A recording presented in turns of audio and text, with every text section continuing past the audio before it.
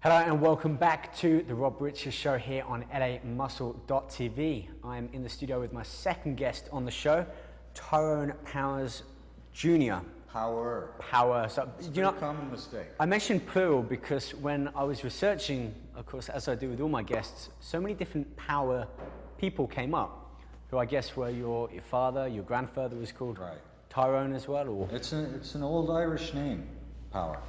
Apparently, there's a town in County Waterford, which is where my family heritage is from. That's almost everyone there is Power. Every gravestone, every pub, every.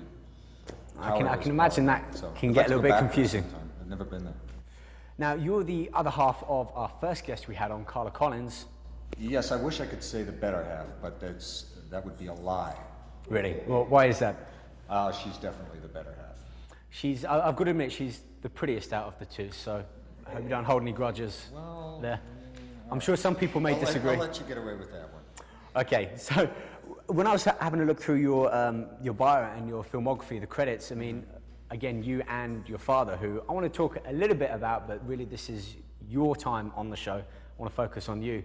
I mean, you really made an impact, especially with your father as well, on Hollywood and the movies. And you never knew your father. You were born a couple of months after he passed away? Yeah, sadly, we missed each other by that much. Now, what is it like watching him on screen? I read in the bio, or a quote actually, that you would see him one day as a cowboy and then as romancing another gorgeous woman, I think the text said.